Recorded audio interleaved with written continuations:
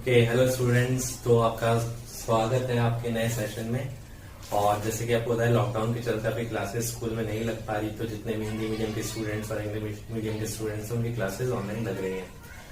तो आपको इन क्लासेस को बहुत ज्यादा सीरियसली लेना है, क्योंकि इसके बाद टाइम नहीं है। स्कूल में ये चीजें रिपीट नहीं होंगी, आपको ऑनलाइन ही पढ़ना पड़ेगा फिलहाल। तो आपका फर्स्ट जो टॉपिक है वो है आपका वैदिक गणित। वैदिक गणित में आपके 4 नंबर के सवाल आते हैं, जिसमें कि एक सवाल आता है 2 नंबर का और बाकी आते हैं 1-1 नंबर के, या फिर हो सकता है 2-2 नंबर के 2 सवाल आए। तो ये डिपेंड करता है कि एग्जामिनर ने पेपर कैसा सेट किया है। ठीक है, 4 नंबर से ज्यादा का ही चैप्टर नहीं है। तो सबसे पहले बात करते हैं 1 नंबर वाले सवालों के। तो सबसे पहला आपकी विधि है एकाधिकन पूर्वेन। हम ये 9th क्लास में पढ़ चुके हैं। एकाधिकन पूर्वेन आपको करना क्या होता है, नंबरों को जोड़ना होता है, इनका योग करना होता है। जब भी योग आपका 10 से ऊपर जाता है तो आपको अगले नंबर पे एकाधिक चिन्ह लगाना होता है। जैसे कि 5+5 10 का 0 यहाँ पे लगा दिया और 1 चिन्ह यहाँ पे लगा दिया। 0+2 2, 2+5 7। इसी प्रकार 6+8, अभी 8 नहीं रहा क्योंकि इस पे एकाधिक चिन्ह लग गया, अभी 9 बन गया। तो 6+9 15, 15 का 5 यहां पर। 5+7 12, 12 का 2 यहां पर और एकाधिक चिन्ह यहां पर। 2+4 6। अब हम आखिरी वाले उसको जोड़ेंगे, 1 और 9 10, 10 का 0 यहां पर और 1 यहां पर। 0+3 3, तो ये आ गया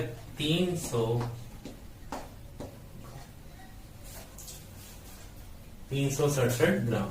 आगे चलते हैं। 2+0 0, 2+10 12, 12 का 2 यहां पर और एकाधिक चिन्ह यहां पर। 2+6 8।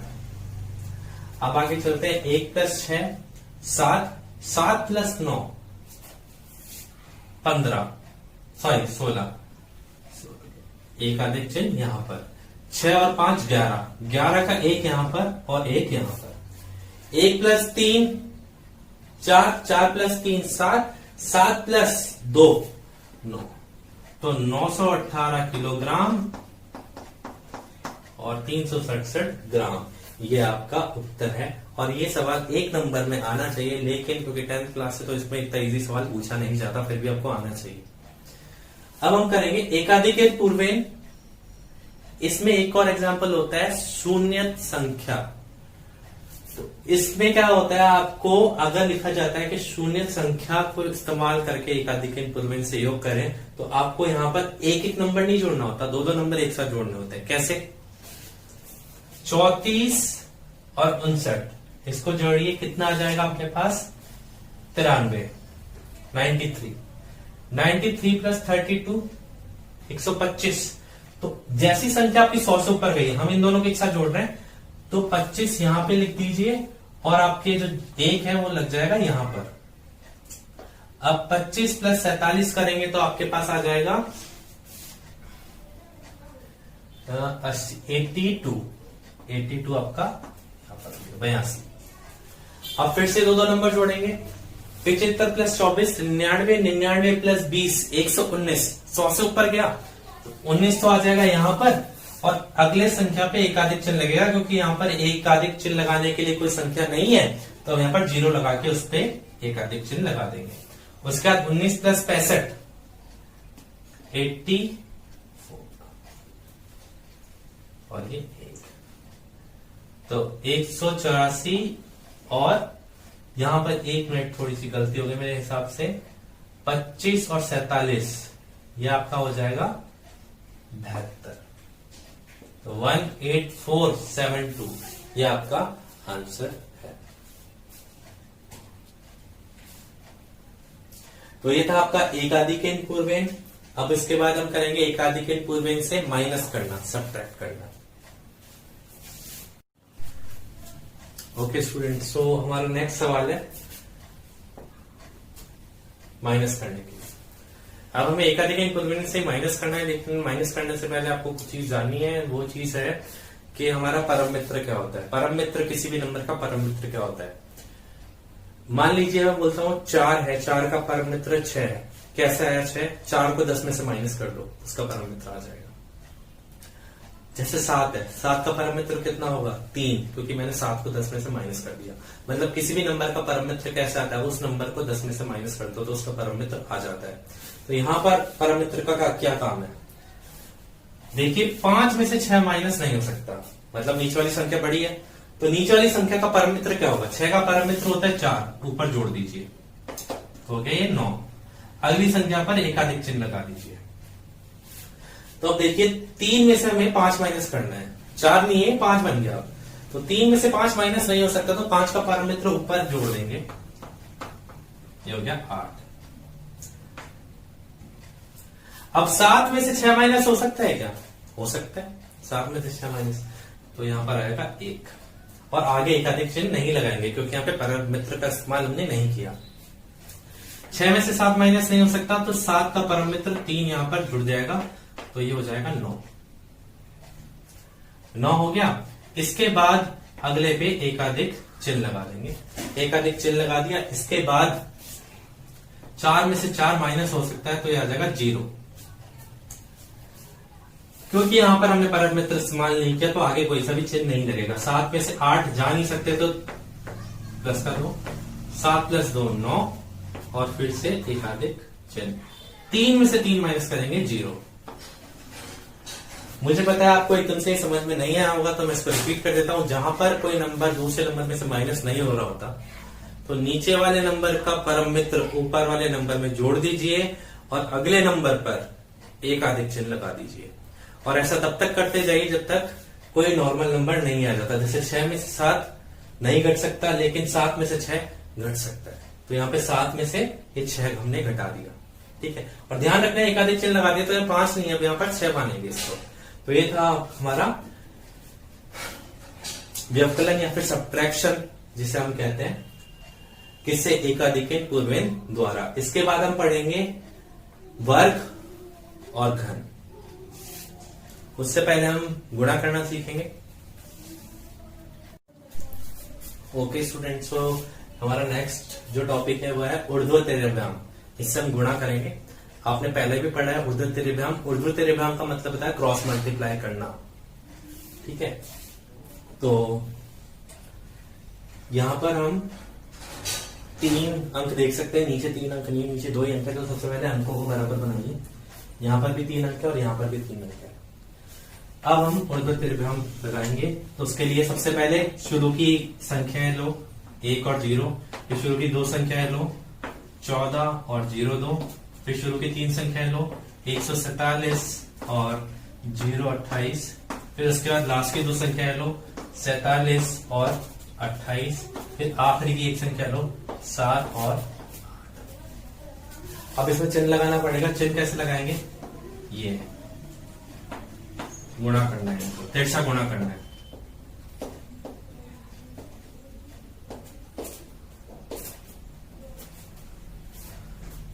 अब इनको गुणा करते हैं।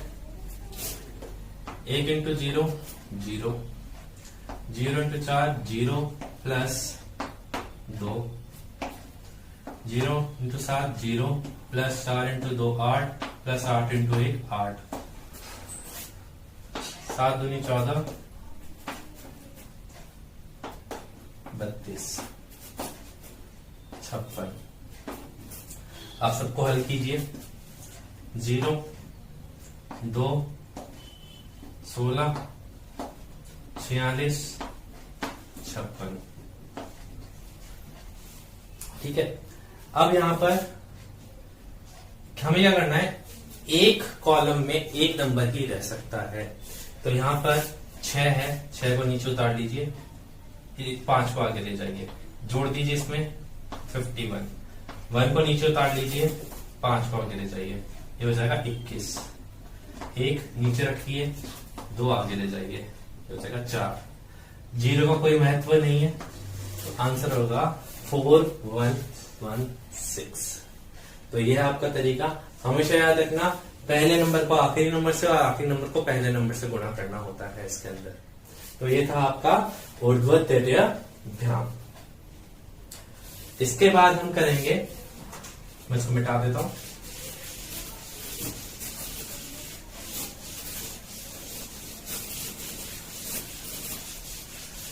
हमारे पास एक उदाहरण दिया हुआ है, उदाहरण 9।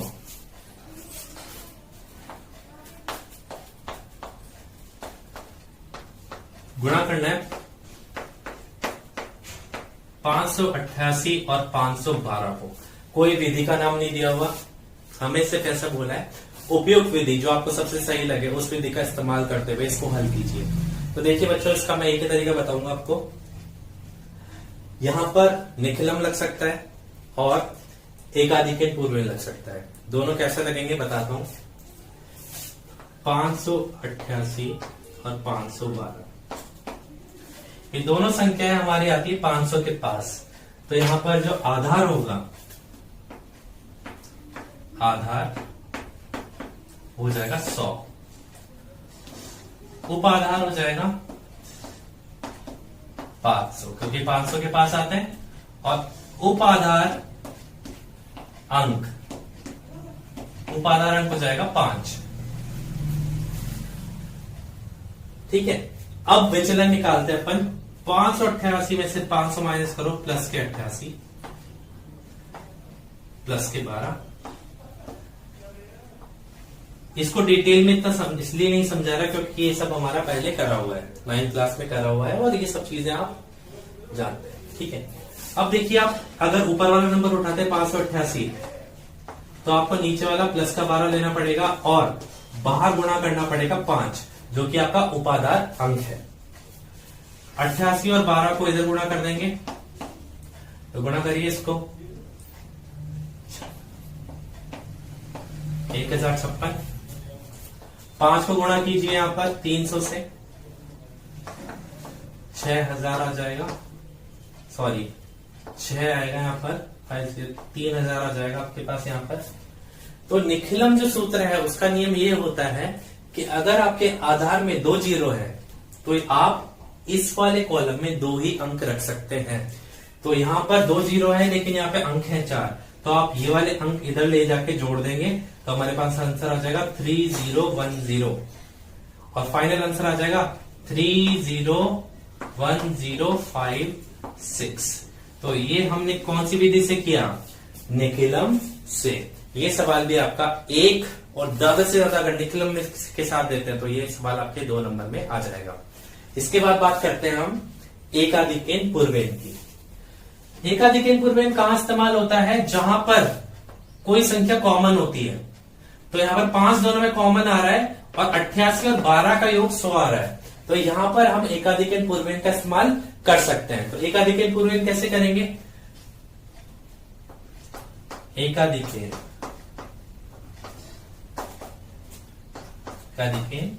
पूर्वेन, तो आप क्या करेंगे, जो नंबर कॉमन है उसको पहले लिखिए, उसको गुणा कर दीजिए 1 अधिक से, मतलब 6 से।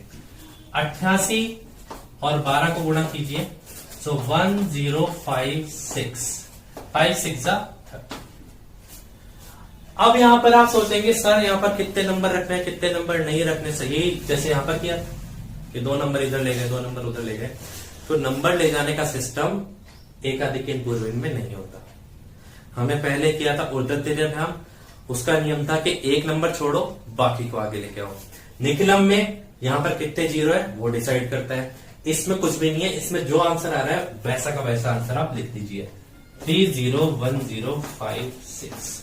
ये आपका उत्तर है और आप चेक कर लीजिए, चाहे कैलकुलेटर से करके देख लीजिए, आपका उत्तर यही है।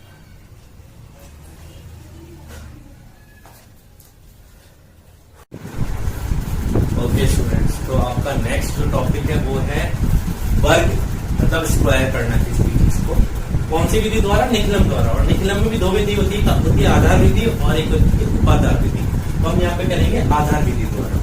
तो अभी जैसे जैसे हम सवाल करते जाएंगे सब कुछ क्लियर हो जाएगा, लेकिन यहाँ पर फॉर्मूला है संख्या का स्क्वायर बराबर संख्या प्लस माइनस विचलन कॉलम विचलन का स्क्वायर या फिर विचलन का वर्ग।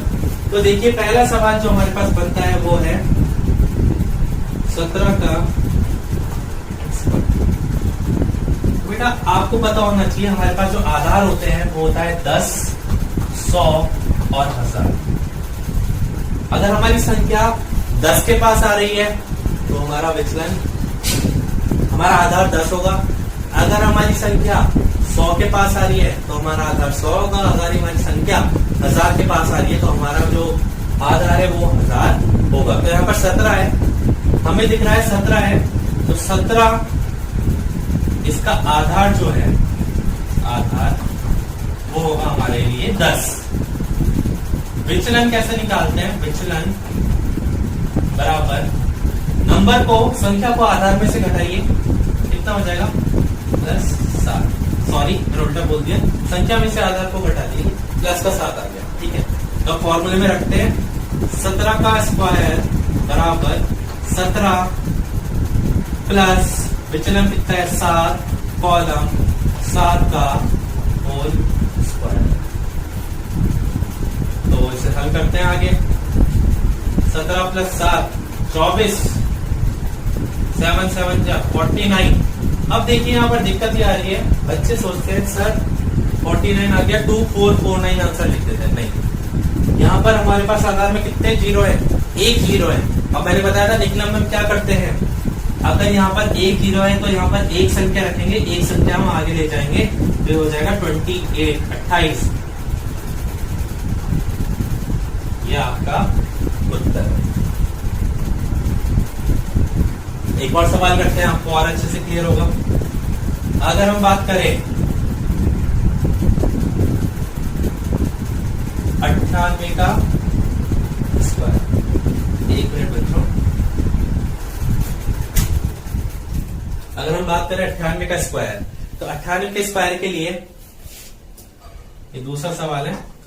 98 हमारा नंबर है, ये 100 के करीब आता है, इसलिए आधार आपका हो जाएगा 100। विचलन हो जाएगा आपका, विचलन में पूरा नहीं लिख रहा, -02। अब ये -02 कहां से आ गया? अगर आधार लिखना था, विचलन लिखना था, तो मैं 2 भी लिख सकता था, 02 क्यों लिखा? क्योंकि बेटा यहाँ पर आधार में 2 अंक है, 2 जीरो है मतलब। तो आप जब भी लिखेंगे तो विचलन 2 अंक का होना चाहिए। यहाँ पर 1 अंक था तो मैंने 1 अंक का विचलन लिखा 7, वहां पर 2 अंक है इसलिए 02 लिखा। और माइनस इसलिए लगाया क्योंकि छोटी संख्या बड़ी संख्या में से माइनस हो रही है। तो करते हैं 98 का स्क्वायर बराबर 98, क्योंकि यहाँ पे विचलन माइनस का है इसलिए माइनस का 02 कॉलम माइनस के 02 का होल स्क्वायर। अब यहाँ पे ध्यान से देखिएगा आप लोग, 98 में से 2 गए तो 96। 2 का स्क्वायर आप करेंगे तो वो कितना आएगा? 04। फिर से बोलेंगे सर आपने 0 के 4 क्यों लिखा? 4 लिखते हैं बेटा, मैंने समझाया था ना 2 अंक है तो यहाँ पे 2 ही अंक होने चाहिए। माइनस हट जाएगा क्योंकि हम किसी भी चीज का स्क्वायर करते हैं तो उसमें से माइनस हट जाता है। तो अब यहाँ पर 9604 तुम्हारा आंसर आना चाहिए। 2 अंक है, यहाँ पर भी 2 अंक है तो आंसर लिख दो 9604 और यही आपका सही उत्तर है। तो बेटा ये तरीका है किसी भी संख्या का वर्ग निकालने का, और ये 2 नंबर में आता है सवाल। देख लो इतना सवाल तुम्हारा 2 नंबर में आता है। ठीक है, बचे हुए 2 सवाल भी फटाफट कर लेते हैं अपन।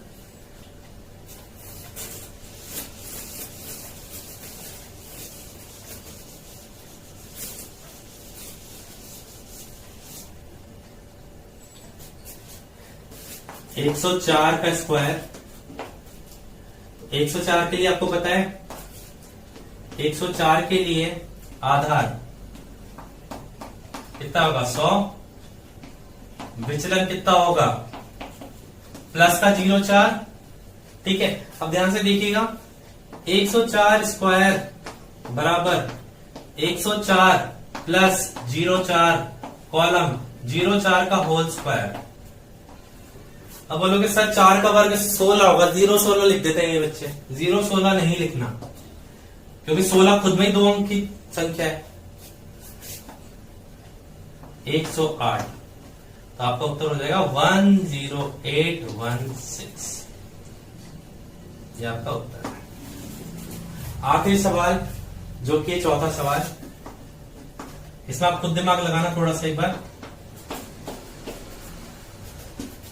115 आधार हो जाएगा 100, विचलन हो जाएगा 15 प्लस का 15। यहां पर जीरो लगाने की जरूरत नहीं है क्योंकि 15 खुद ही 2 अंकों की संख्या है। 115 का स्क्वायर बराबर 115 प्लस 15 कॉलम 15 का स्क्वायर। तो 15 का स्क्वायर कितना होता है 225, हो जाएगा 130। आप बोलोगे सर इसका उत्तर होगा 130225। अगर आप ये सोच रहे हैं तो बिल्कुल गलत सोच रहे हैं। आपको देखना है आधार, आधार में कितने अंक हैं। तो यहां पर 2 ही अंक रह सकते हैं, इसको भगाना पड़ेगा यहां पर और 130 पे जोड़ना पड़ेगा तो हो जाएगा 132। तो हमारा उत्तर आएगा 13225। तो बच्चों ऐसा है, आज हमने कर लिया एकाधिक पूर्वेन से जोड़ना, घटाना, गुणा करना, उसके बाद निखिलम से गुणा करना सीख लिया, ऊर्ध्वतेर्य में हम सीख लिया, और फिर ये वर्ग, और सबसे इंपॉर्टेंट जो इसमें टॉपिक था ये आपका वर्ग वाला ही था, और इस क्वेश्चन 2 नंबर में आता है, मैं आपको पहले ही बता चुका।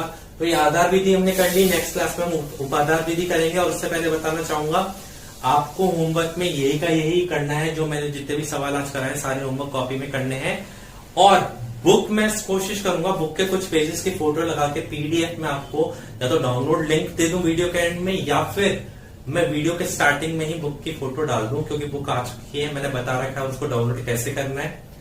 और जहां तक बात रही और सवालों की, तो अब हम नेक्स्ट क्लास में करते हैं। Thank you so much.